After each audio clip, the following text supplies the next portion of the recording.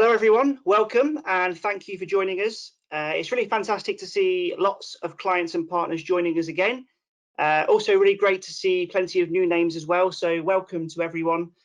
My name is Richard McLeod. I'm the Senior Client and Strategy Director for Metrics Lab based here in the UK. I'm joined today by Jay Pluhar, who leads our Global Impact team. And together we are sharing the findings from the second wave of our Understanding the New Normal Global Consumer Tracking Programme. We'll be presenting for around 30 minutes or so, so that should leave 5 or 10 minutes at the end for some Q&A. So if any questions do come to mind as we are running through the session, please pop them into the question box, which you should see on the right-hand side of your page, and we'll get to as many of those as we can at the end. Also worth me saying that we will be sending a copy of the report to everyone after the session, so please look out for that. So if we can start by just casting our minds back to April, for those of us who joined us in our first webinar, a number of key themes emerged that I think it's quite useful for me just to quickly recap. First of all, we saw that people were remarkably optimistic about a quick return to normality. Secondly, we saw some fantastic examples of consumer resourcefulness and creativity in the face of adversity. And I think that's particularly the case in terms of how people were using and engaging with brands. And ultimately, we identified some fantastic opportunities for brands to play a really positive role during this crisis. We discussed the idea that now was the time for brands to move beyond superficially offering sympathy, understanding, and togetherness, and to play a bigger role for people, to offer information, inspiration, and entertainment. As a tracker, a number of these topics remain at the core of our programme, but also we are trying to be agile. So we are looking to focus on new areas as the situation evolves and new client questions emerge. Today, we are addressing 3 core questions. So first of all, how far are we from normal? Do we get a sense that we are progressing closer to normality? And if so, what does that mean for how people are feeling and people's emotional state? Secondly, how are priorities changing? So can we get a sense of where people's concerns and worries are focused, and what implications does this have for brands? And finally, what does the next phase look like? So we know that the situation around the world is fragmented. We know that it's changing quickly. Are emotional needs also changing as well? And what does this mean for brands? How can brands communicate and engage with people more meaningfully? But again, overall, I think a big theme that we are seeing is that brands still have a really positive role to play during this crisis. There are big opportunities for brands to connect with people in useful and meaningful ways. I won't dwell for too long on the method. There were just a couple of points I wanted to reinforce here. So first of all, the information that we are sharing today was collected in May. And once again, it's really important to us that we are providing a holistic perspective. So that means that we are drawing on survey data from our tracking study and then piecing that together with social insights, trusted external data sources, but also hopefully some inspiring brand case studies as well. That 360 view, I think, is really helpful because it helps us to understand what people are feeling, what people are doing, but also where can brands intersect. We're covering 17 markets, so that gives us very good geographical coverage, but also gives us a really strong range of countries where the pandemic is at different life stages. Those comparisons across those different countries can be really useful because it gives us a sense of how the situation is likely to evolve over time. So let's now head into the findings, and we'll start with a perspective around how far people think we are from normality. As I say, last time we did see this remarkable optimism amongst people around the world for a quick recovery. So is that still there? And of course, this question is at the core and at the heart of our programme, and something that we intend to monitor over the coming months. So we begin by asking to what extent people feel that we have already returned to normality. You can read this chart from left to right. So the further to the right-hand side a country flag is, the closer to normality the people in that country feel that they already are. And overall, we get a real sense of progress. So that global average has increased by 6 percentage points. So that means that across our 17 markets, generally people are feeling that we are making some progress, but we still do see a real range across the different countries that we are covering. Again, we do see a bit of a west to east pattern emerging. So countries like China, Vietnam, India, Thailand, these are the countries that are currently closest to normality. And that compares quite sharply, I guess, with some of the Western markets, countries like the US, UK, Italy, Spain.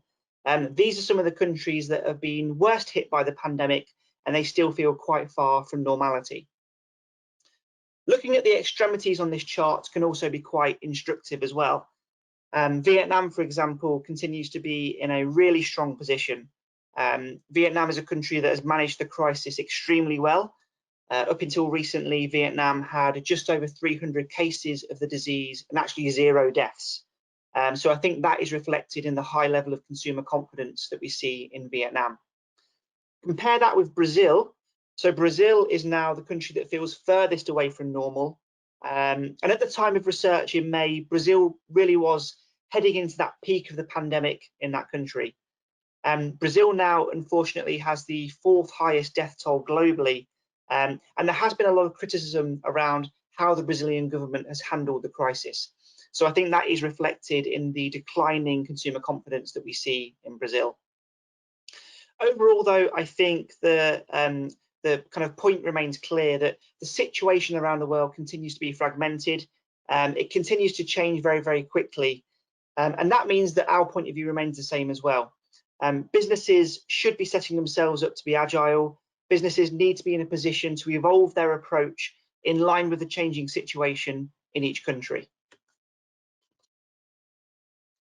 But overall, though, we do see this overall sense of progress, and I think that is reflected in the significant changes we are seeing in terms of how people are feeling. So as restrictions slowly start to lift in many countries around the world, we do get this sense that joy or joyfulness is on the rise in many countries, and also a lot of those negative emotions are starting to subside as well. It is worth noting that of those emotions that we are showing on this page here, the top 2 emotions felt are caution and anxiousness. So I think what we are seeing is perhaps a rise of a cautious optimism around the world. Again, we see that level of confidence in Vietnam, where positive emotions are rising very significantly. But also it's nice to see what's happening in Spain. So Spain, of course, was one of the countries that was worst hit by the pandemic. Very, very encouraging to see that joyfulness and those positive emotions are on the rise in a country like Spain as well. So this is the topic that we will return to later. We are increasingly finding that staying close to the changing emotional needs of people as we move through these different phases of the pandemic is becoming an increasingly important opportunity for brands. So we've identified this idea of a rising cautious optimism, and I think that is reflected in this greater sense of realism we are now seeing around how long people think it will take to return to normality. So last month we saw that half of people globally expect to see things return to normal within 3 months. That has now reduced to 38%, and what we're seeing is that most markets, with the exception of Vietnam and Australia, have seen a significant decline in that metric. So even though we are seeing this overall sense of progress and positivity around the world, that coincides with a greater acceptance from people that there is a long road ahead. So the road to recovery is likely to be a marathon rather than a sprint. This is a perspective that we have seen reinforced across lots of different data sources. So for example, the other day I was reading McKinsey's Global Consumer Sentiment Tracker, and that reveals a very similar picture. People are feeling more positive, they are seeing progress, but at the same time there is this acceptance that the road to recovery is going to be a long one. So we know that the impact of the pandemic on people's lifestyles and routines is likely to be long lasting. That means that brands must be able to adapt. They need to be in a position to refine those plans to engage effectively with people as we continue to move through these different phases of the pandemic. So let me now hand you over to Jay. Jay's going to talk us through how people's priorities are changing and how. Anyways, thank you, Rich. Greetings, everyone. I think as Rich indicated, very excited to carry the story forward and talk a little bit about a few topics in this section. First of all, I think as Rich indicated, there's going to be more likely a marathon versus a sprint. And we're seeing also the emergence of a cautious consumer. And so during these times, clearly people are continuing to adapt. So we'll discuss ways that they're beginning to do that, perhaps ways that their priorities and worries are changing during these times. And then also, as Rich indicated, we'll dig in a little bit more deeply to explore ways that brands and also businesses could play a role during these times and engage and meet the consumer needs based on what they're feeling today. So with that, let's jump forward. And this is something that we did take a very good look at last time. One of the things that we like to start with is really exploring with people, what are they worried about? And for those of you that joined us in our last wave, you would remember that family's physical health was the predominant concern. Clearly, that is still kind of an overriding concern today, but it's been very interesting to see this notion of household finances becoming even more prevalent. You could see in the data that the physical health has eroded slightly versus the previous wave, while household finances has increased. Taking this down a level deeper, and I think some of this is completely aligned with what we're seeing in terms of reopening of markets in areas and geographies where they're beginning to reopen their economy, restart and reboot their jobs, begin to kind of substantially increase their income flow. You're seeing household finances becoming less of a worry, and I think that's demonstrated in what we're seeing in both China and Vietnam, for example. In contrast, in more developing markets such as India and Thailand, we know those geographies have been exceptionally hard hit. The lockdown and the restrictions have been very severe and significant. And as a result, household finances are becoming even more of a paramount concern in those geographies as well. And pivoting and digging a little bit more deeply in the areas of Thailand and India, as you can see, the impact of the economy and job loss is clearly apparent and present for everyone, but it's even more pronounced in developing economies. On the left side, you could clearly see what's going on in Thailand, significant levels of mass unemployment. The belief is that the unemployment rate could climb to a almost historically high 25% if the crisis were to continue for several more months, which is very likely. And this is driven largely by Thailand's dependence on global tourism. And I think we all recognize that global tourism was a sector that was exceptionally hard hit on a global basis. I think we have seen numbers upwards of reductions in business of 90%. So it's no surprise that for geographies such as Thailand that are heavily dependent on tourism, the adverse effect that it would be having in terms of employment. On the right, a similar story, perhaps a little bit different. You see, again, significant impact in India. As I mentioned earlier, this was the country that probably had one of the most decisive and extreme lockdowns of any country out there. It created a significant amount of job loss. You could see upwards of 120 million jobs in April. And this was largely driven by what they call the informal job network. This employs 90% of the population. And as construction stopped, cities began suspending public transport. It had a very, very significant and adverse effect on people's livelihoods. There's a couple consumer quotes to bring this to life to a greater extent. One of the things that I think you'll notice is the undercurrent and the sentiment in both these quotes is very similar. I think it underscores the severity of the economic situation. It also shows the consumer's personal struggle, even meeting the most basic of needs. And as you can see on the left, clearly this individual is talking about the lack of money that they would have to even pay for their energy costs. On the right, in India, again, I think Rich touched on this notion of anxiety and uncertainty around being laid off and the inability to care for their family. And I think this just goes to show that clearly for many people, particularly those in developing markets, that financial worries are a paramount concern. Zooming in and looking at things through a slightly different lens. Again, this is looking through our social insights lens. We like to focus on both the US and China. You see that the conversation online is centering on a multitude of topics. You see both work and jobs being key topics, but it's interesting to note that uh, in both countries, the conversation and the topics are quite different. If you begin to look on the left side, you'll see the conversation in the US focusing on people complaining about being out of work, about discussing ways countries, the respective states, and businesses are beginning to reopen. But it was really interesting to note the kind of the tonality and the undercurrent in all those conversations. And it really harkens back to this belief and this feeling that many are not ready or they don't feel it's necessarily safe to re-engage. And I think this is aligned very well with what Rich mentioned earlier around this notion of the cautious consumer. It's interesting, you could see McKinsey put some numbers against this in the context of the US. Upwards of 57 million jobs are believed to be vulnerable. So it's not necessarily a surprise that this topic is generating a significant amount of conversation, and also it goes to underscore the financial worry that people have. On the right, you could see China, and I think we all recognize that China is kind of a lead market in terms of coming out and restarting their economy and coming out of the pandemic. You see the conversation quite different. You see people talking about what companies are doing to stick to safety measures. You see them sharing their personal best practices and sharing their experiences with working from home, returning to the office.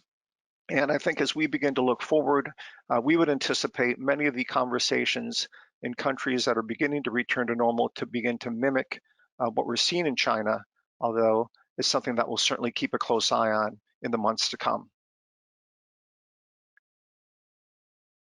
And going a little bit deeper around financial worries and income, one of the things we did ask people was, had they seen an increase or decrease in their income? And at first, when we saw this number come back, it was really startling. We actually didn't necessarily believe it was correct, but certainly we did due diligence to check the data. We actually have confirmed this number through multiple external sources, and that is 2 in 5, roughly 40% of consumers on a global basis have seen their income decrease. And as you can see, this is an uptick over the previous wave. So again, it's no surprise that consumers and many people out there view financial worries to be a significant concern given what's going on with their income. On the right, you could see, again, some expected emotions that are coming out of this. Clearly, people are feeling less positive, but also I think it's important to note that there's a high degree of anxiety and uncertainty that is beginning to surface with consumers as a result of their financial situation. And I think that goes to show that in these times, there is an opportune moment for both businesses and brands to act as a trusted partner, as a trusted source, kind of a partner for the consumer during these times to help alleviate some of the anxiety, uncertainty that they're definitely feeling.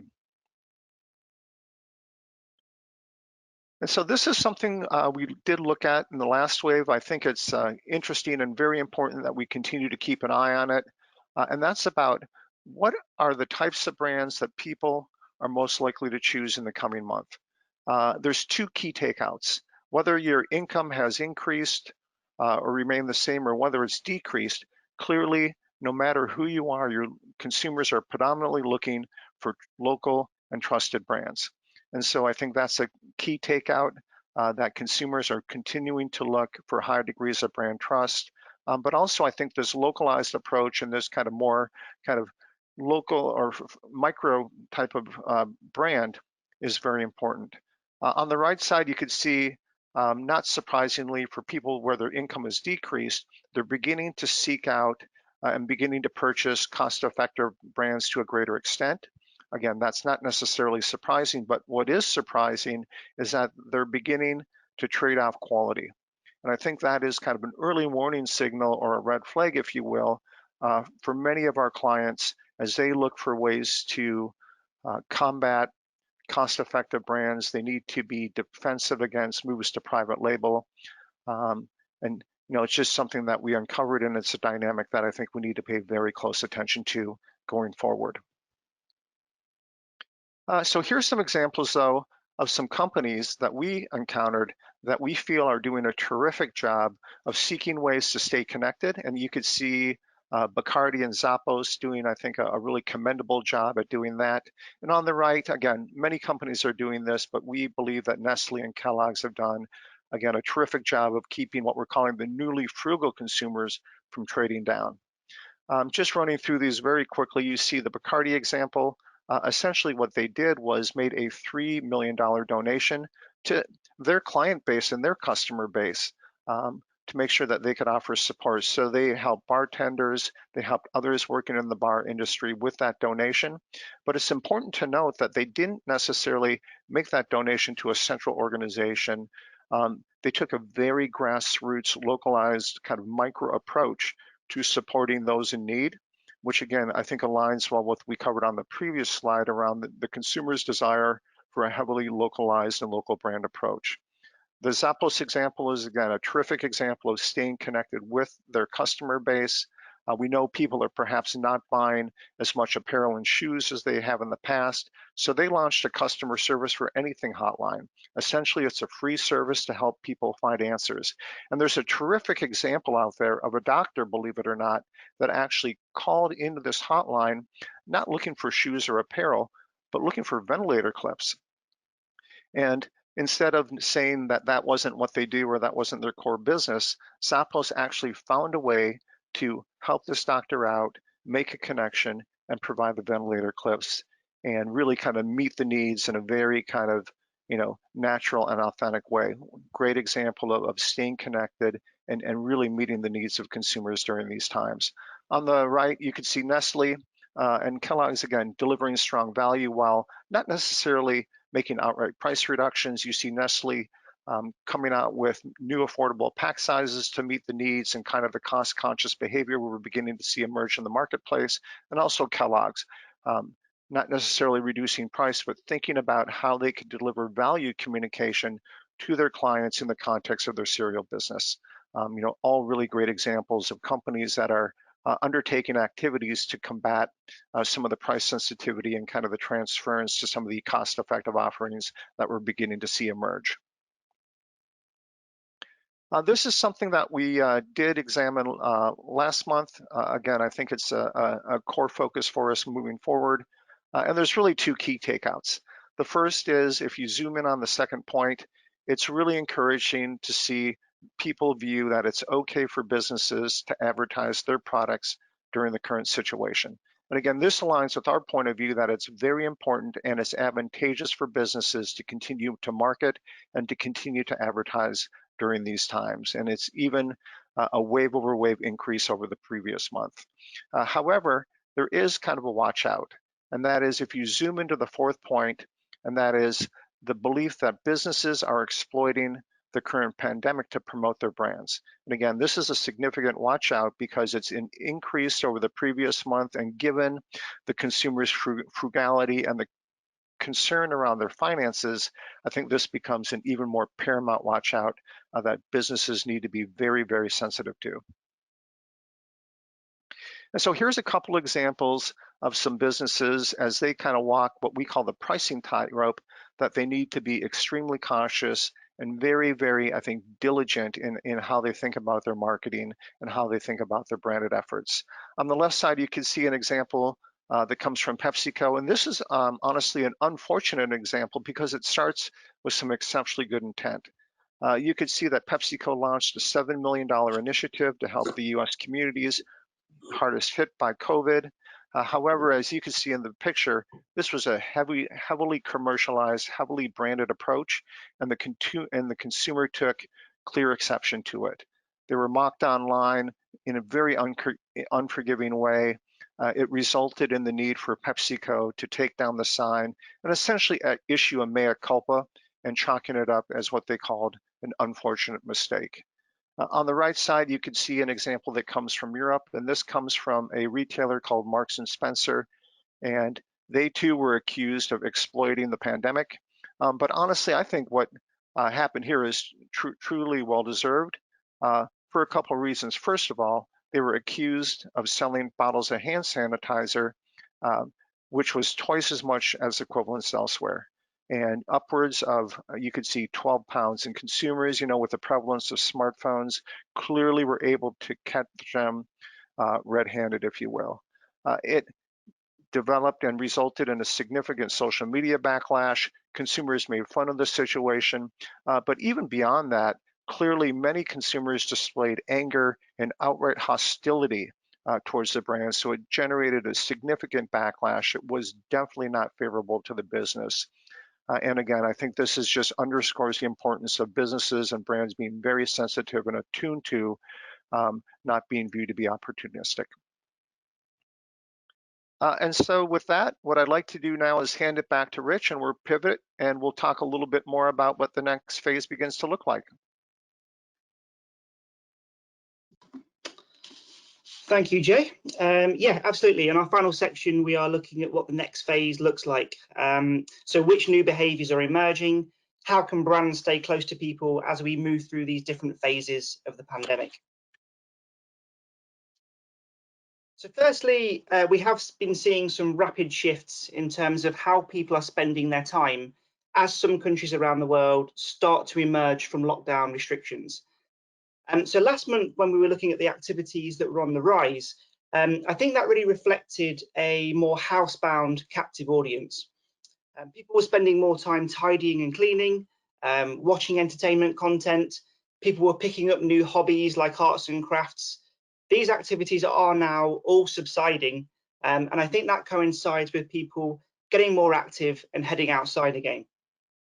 So in particular, we've seen that outdoor sports has increased significantly versus April. And one example of that absolutely is in Spain. So Spain, it's been very widely reported, was a country that was in quite a strict lockdown. The lockdown lasted around 2 months. But people in Spain were very, very quick to get back to outdoor physical activity as soon as possible, as soon as those lockdown restrictions started to lift. So I think this is quite a useful reminder that lots of the new behaviours that we have seen in the last few weeks actually have been the function of imposed restrictions, and many aspects of life will return to normal in the coming weeks.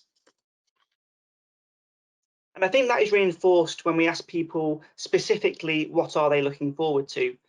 What we can see is a clear appetite amongst people to return to their old pre-COVID-19 activities. An interesting dynamic, though, is that we are seeing that increasingly spending time with loved ones is emerging as the #1 priority for people across the world. And that's actually true across some very, very different situations and contexts. If we take Australia as the first example, Australia was a country where perhaps it wasn't quite as badly hit by the pandemic as some other countries around the world. And also in Australia, they were able to ease restrictions ahead of some of the markets as well. What we can see in Australia in May is that the top activity that people are looking forward to is this idea of spending time with loved ones, seeing people that you haven't been able to see during lockdown. Compare that with India, and in India, the context is very, very different. So India is still in one of the longest and strictest lockdowns in the world. That lockdown was also very suddenly imposed in India as well. And we have the added challenge that lots of people in India work long distances away from home. Domestic travel was very suddenly banned, and that meant that lots of people couldn't get back home to see their loved ones during this very uncertain time. Ultimately, though, this leads to the same desire. So when we ask that same question to people in India, what they are most looking forward to doing is traveling within their country to get back to their families, get back to their homes. So clearly, this idea of spending time with loved ones, socializing with people that you want to see, this is a universal human desire, something that has been badly impacted by the pandemic in many different ways across many different contexts. So as that becomes possible again, as lockdown restrictions begin to lift around the world, this is the #1 most important milestone on the road to recovery. And clearly, it's a big opportunity for brands to celebrate that in meaningful ways. But this doesn't mean that people will be rushing back to all of the activities that they used to do pre-COVID-19. When we ask people specifically around what they were looking forward to doing, at what point they would feel confident doing those activities again, I think this rise of a cautious consumer is really reinforced. So first of all, if we look at the top half of the chart and the area that is coloured in blue, Really, this is the range of activities that people do intend to return to quite quickly once lockdown is lifted and basic safety measures are met. So things like going to the gym, going to the restaurant, going shopping again, getting your hair cut, alongside spending time with loved ones and going back to work. These really, I think, are seen as the day-to-day essentials that people can't live without. And again, all of these things can become small milestones on the road to recovery that brands can play a role in facilitating and celebrating. Compare that with the bottom half of the chart, and we start to see some activities that are perhaps deemed to be less essential. They are still high physical proximity activities, and therefore people are a little bit less confident about returning to those activities quite as swiftly. So these are things like going to live concerts, going to live sports events, going to the cinema. There is a suggestion that for these activities, people will need very, very clear and strong reassurance on the safety steps that are being taken. And in the meantime, perhaps there is a need and an opportunity for businesses and brands to reimagine these experiences to help people recreate an experience without feeling unsafe. So we have two really nice and instructive examples where we have seen this happening already. First of all, from the world of live sports, we saw on the previous page that there is some reluctance from people to go back to attending live sports matches. That is a reluctance that is shared by many authorities around the world. So we're starting to see lots of examples of live sport returning, but doing so in empty stadiums.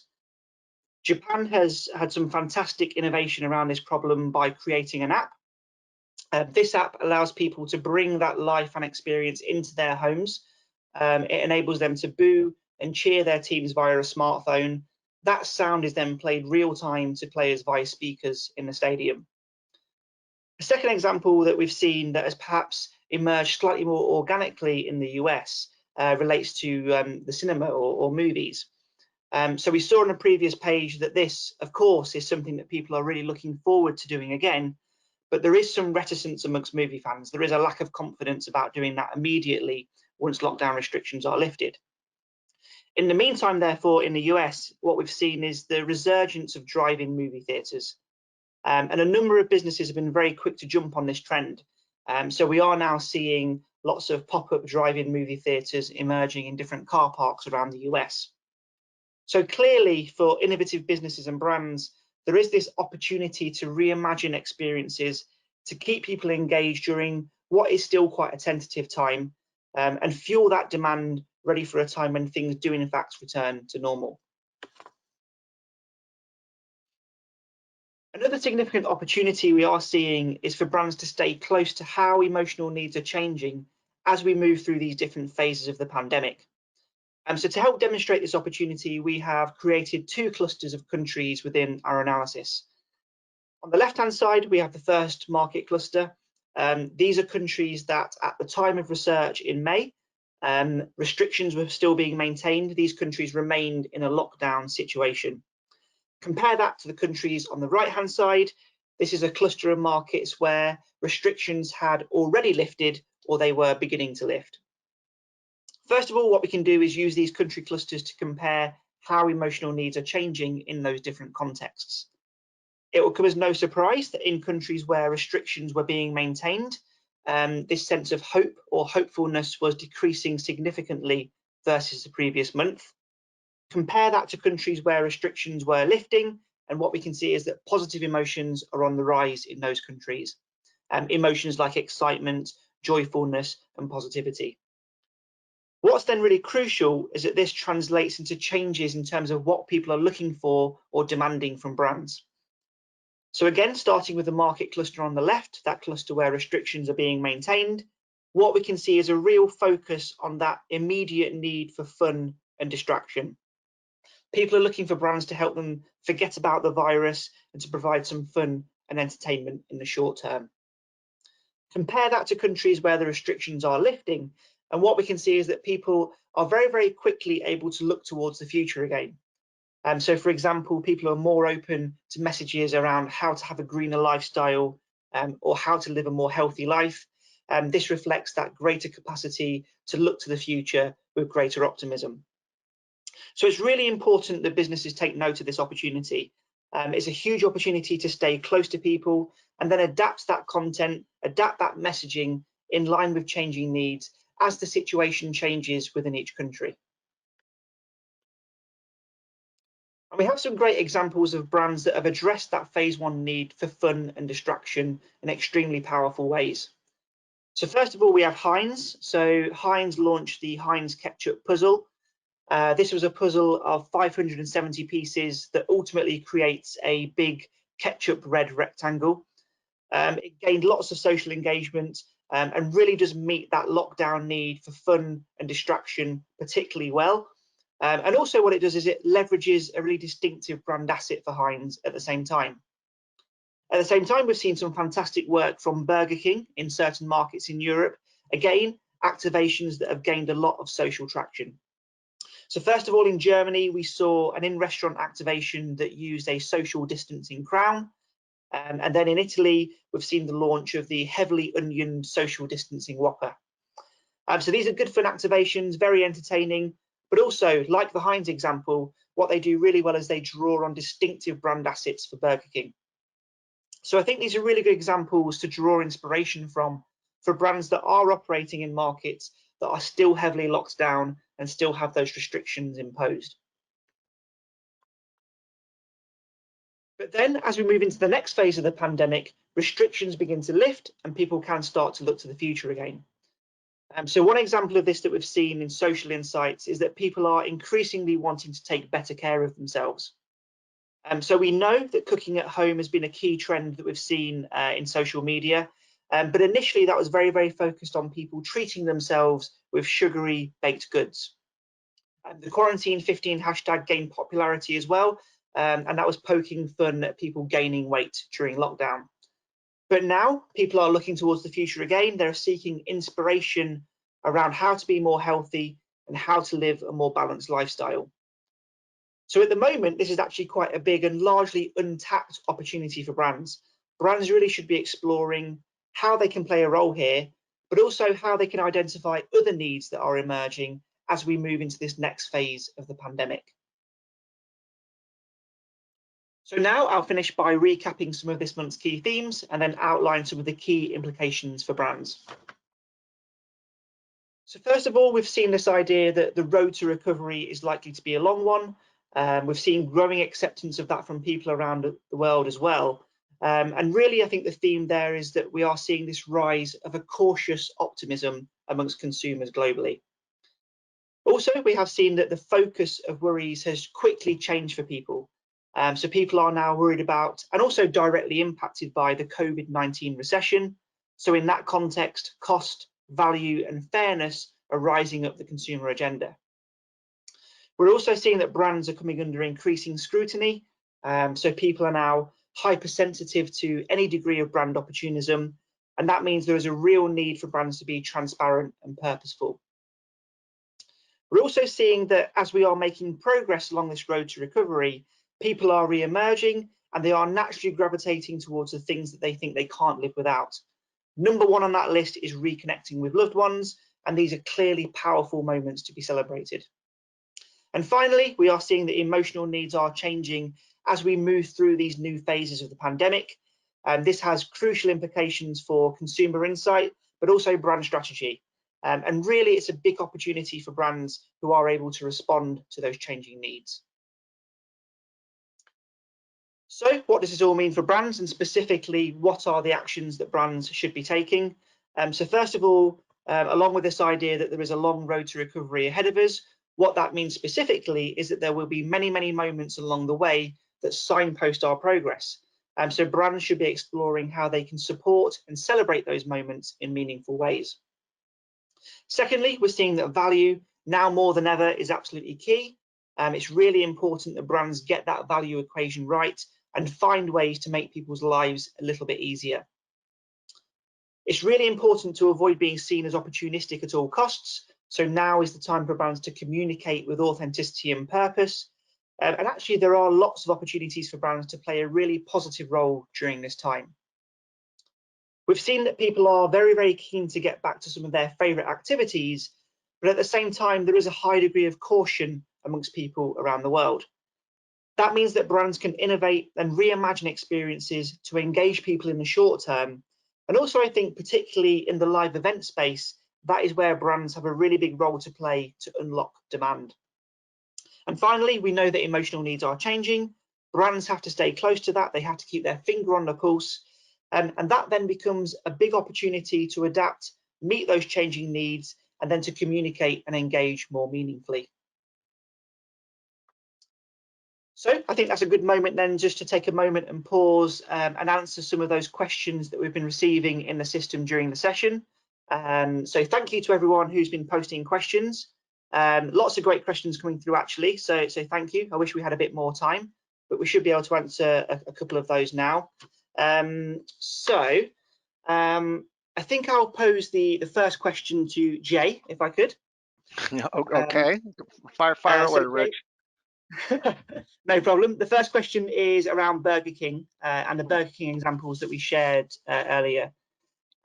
So this person has noticed that the activations in Italy and Germany were a little bit different.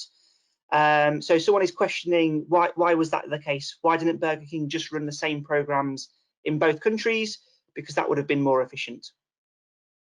Oh, yeah. Great question. I think so. The first part of it, remember that they ran the program, I believe what do they call it? The social distancing Whopper, the one with 3 times the onions, that was run in Italy, and that was surprising. We would have expected that to be in other countries, but that did not prove to be the case. And then the social distancing crown, the big thing, that person on the head, that one was done in Germany.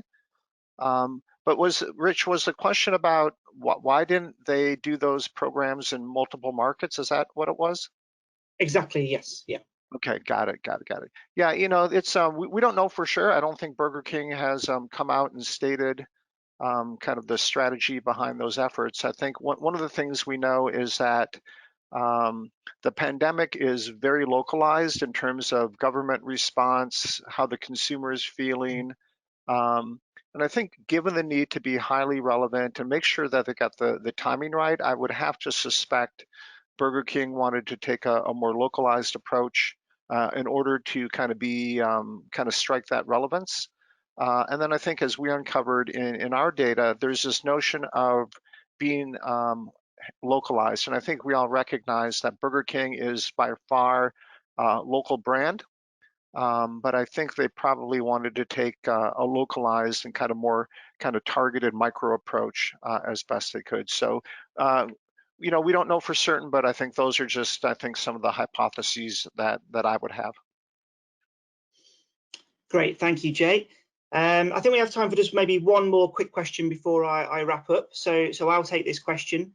This was related to the experiences that have been reimagined that we saw in Japan and the US. This question relates to this idea that it probably takes quite a lot of effort to reimagine experiences. The payoff might be quite short term, so do we actually think that it's worth it? The reason this question struck a chord actually is because this is something that we debated internally a week or so ago. And where we landed actually as a team is that we do feel that these sorts of reimagining of experiences, they are worthwhile things to be doing, and businesses and brands should be exploring that opportunity. The reason we felt that, I think, is because, well, first of all, we know that the impact of this pandemic is likely to be very long lasting. It's going to be months rather than weeks where the pandemic is affecting our routines and lifestyles. So really, it's no good for brands just to sit on the sidelines and watch until things get back to normal. If they do that, other brands will move in and capitalize and take on those experiences. So really, we do feel that brands need to be proactive and look at those experiences, those activities, see how they can refine, innovate around them to make people feel more comfortable, but also fuel that engagement, fuel that demand, because that means that the consumer will come back to those brands once things do return to normal. And really, I would just say that what we do know is that consumers around the world really are welcoming a positive role from brands. They are expecting brands to be communicating with them and playing that positive role.